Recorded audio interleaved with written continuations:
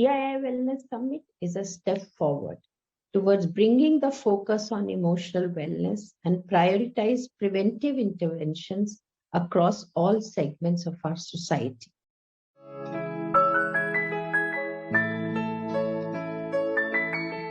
The summit, Wellness Summit, covers a broad approach for things we can do that can help us feel better and live longer. And that's exactly what our purpose of life is, this, to feel better and live longer.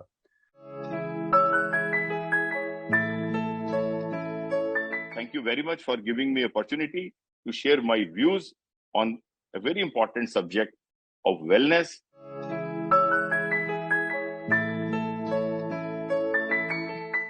Before we make a game plan for how to improve wellness, let's start talking honestly about what prevents wellness in the world we live in.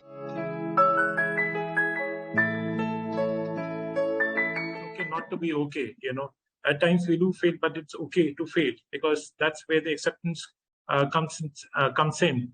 And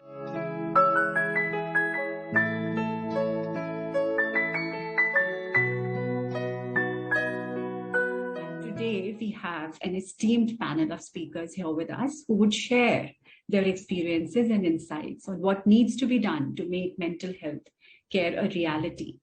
For mental health issues, the problem is in three places. One is a physical problem. There's an actual brain chemical imbalance, which the pill can correct.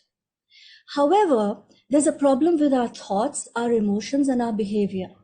For that, we need therapy and counseling. Sitting out with yourself, or indulging in some family time, or doing something that is of interest to you, reading, gardening, whatever. So I want to ask that, employees increasingly expect their workplaces now to provide them mental support, and even WHO has suggested these to be now going forward, the guidelines. Especially around mental health, I think the first and foremost thing that we would experience is that the communication strategy around it.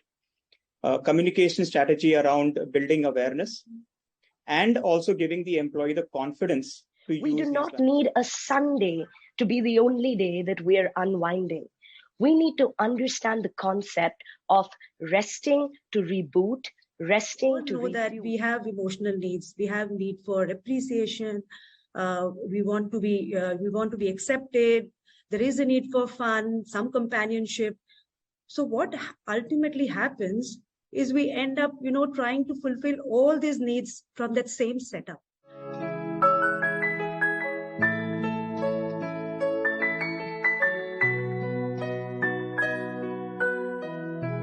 Today is wellness through preventive health and Ayurveda, which is another alternate medicine science, and it's proven its worth in any case for generation, but I think proved very well during the COVID. All grow up with Ayurveda in your backyard, but we tend to confuse it with Dadi ke nuske.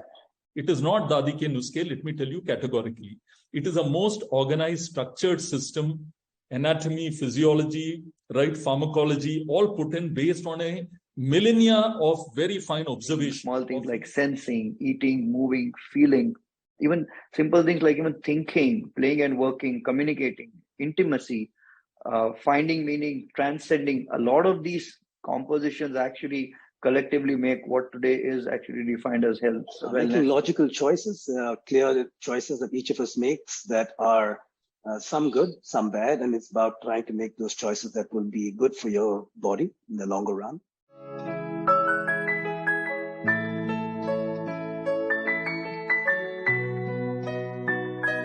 How do you feel when you wake up in the morning? How do you feel when you wake up in the morning? Do you feel rested, really fresh, bright, and ready to go?